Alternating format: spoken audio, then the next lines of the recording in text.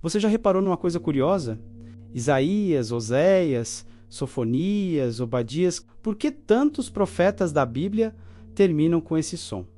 Ias, muita gente acha que é só um estilo, uma moda da época, mas a verdade é que isso não é coincidência nenhuma. Escondido nesses nomes existe um código, um segredo no hebraico original que a maioria das pessoas nunca percebeu. E hoje eu vou te mostrar de onde vem esse Ias, o que ele realmente significa e por que tantos profetas pareciam carregar o nome de Deus dentro deles. E mais, vou te explicar a diferença fundamental entre quem nasceu com um nome assim e quem teve o nome mudado pelo próprio Deus.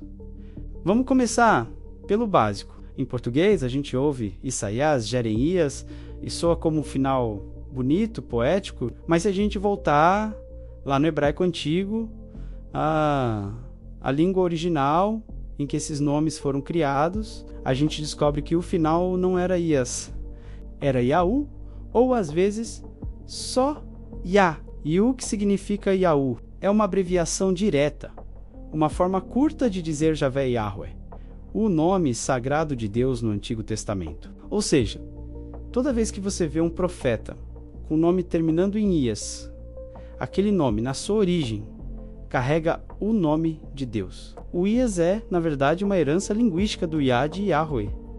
Mas como é que Yahu virou Ias? É uma longa jornada de tradução. Tudo começou, no hebraico, com nomes como Irmeyahu, Yeshayahu, Zerariahu. Quando a Bíblia hebraica foi traduzida para o grego, os tradutores enfrentaram um problema. A língua grega não tinha um som exato para Yahu. A solução que eles encontraram foi adaptar para Ias. Assim, Irmeyahu virou Jeremias, Yeshayahu virou Isaías, Zerariahu virou Zacarias. Depois, esses nomes passaram pelo latim, que fez seus próprios pequenos ajustes. E finalmente, quando chegaram ao português, eles se consolidaram com esse final Ias que a gente conhece hoje. Então, quando a gente desvenda esse código, os nomes ganham um significado totalmente novo. Não são só nomes bonitos, são verdadeiras declarações de fé. Veja só, Isaías, que vem de Yeshayahu, significa Javé, salvação. Faz todo sentido, já que o livro dele é cheio de profecias sobre o Messias Salvador. Jeremias, Javé exalta ou Javé lança, refletindo sua missão de anunciar tanto o juízo quanto a restauração. Zacarias, quer dizer Javé se lembrou, uma mensagem poderosa para um povo que se sentia esquecido por Deus no exílio. Obadias é servo de Javé, e Elias de Eliahu, um dos nomes mais fortes, significa meu Deus é Javé. Entende o poder disso? O nome deles não era só uma etiqueta para identificá-los. O nome era a própria mensagem. Era uma pregação ambulante. Na cultura hebraica daquela época, o nome era destino, era missão, era identidade. Dar a um filho o nome com Yahu,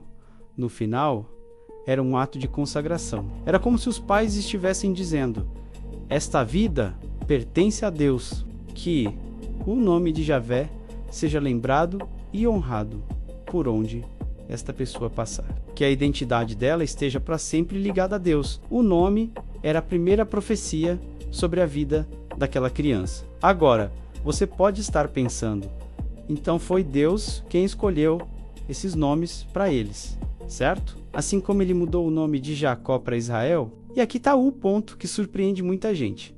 A resposta é não. Na grande maioria dos casos dos profetas, foi diferente. Todos eles nasceram com esses nomes. Não houve um momento em que Deus apareceu e disse: a partir de hoje, seu nome será este. Foram os pais deles, pessoas comuns, que escolheram esses nomes, porque era uma prática cultural profundamente enraizada na fé hebraica. Nas famílias judaicas mais devotas, era muito comum dar aos filhos nomes que louvavam a Deus. Isso era chamado de nome teofórico, ou seja, um nome que carrega Deus. Eles viviam numa cultura onde o nome era uma declaração de fé, carregava a teologia e marcava a identidade espiritual da família e da criança. Então, muito antes de um profeta sequer começar a sua missão, seus pais, ao escolherem um nome com Yahu, já o estavam dedicando a Deus.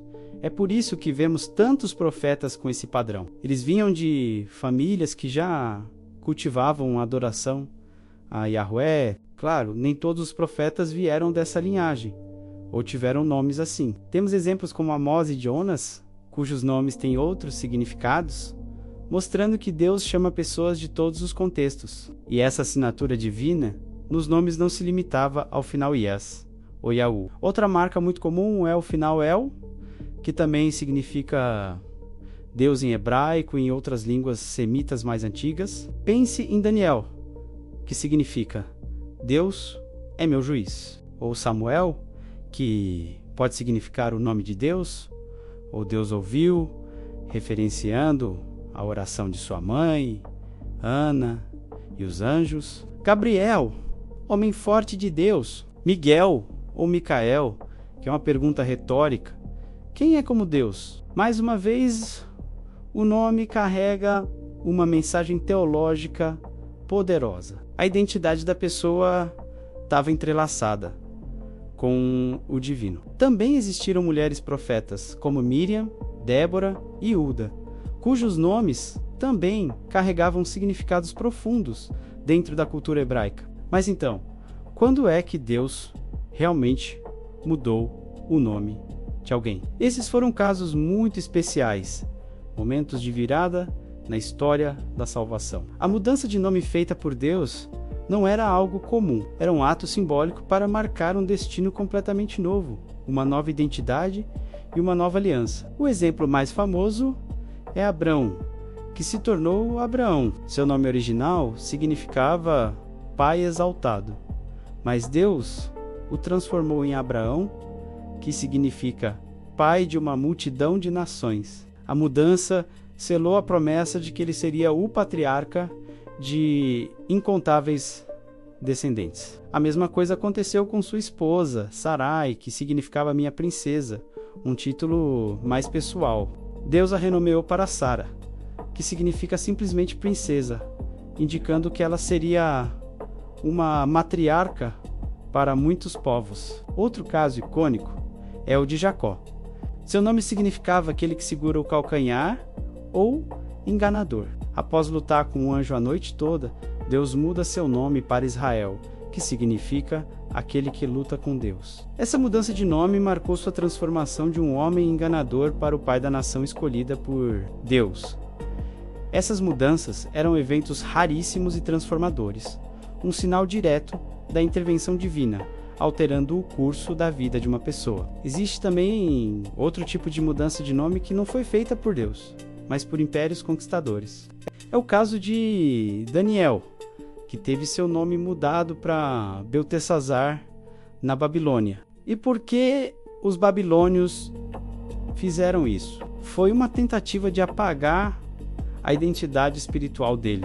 Eles tiraram o nome que venerava Yahweh e o substituíram por um nome que homenageava os deuses babilônicos. Era uma guerra espiritual travada através dos nomes, mas como a história mostra, mesmo com novos nomes, a lealdade deles a Deus permaneceu inabalável. Então, no fim das contas, quando você ler a Bíblia e encontrar um profeta cujo nome termina em Ias, lembre-se de tudo isso. Lembre-se que o nome dele já dizia quem ele era, a quem ele servia e qual era a sua missão. Ele não foi renomeado por Deus em um evento espetacular. Ele nasceu assim, dentro de uma cultura que respirava fé.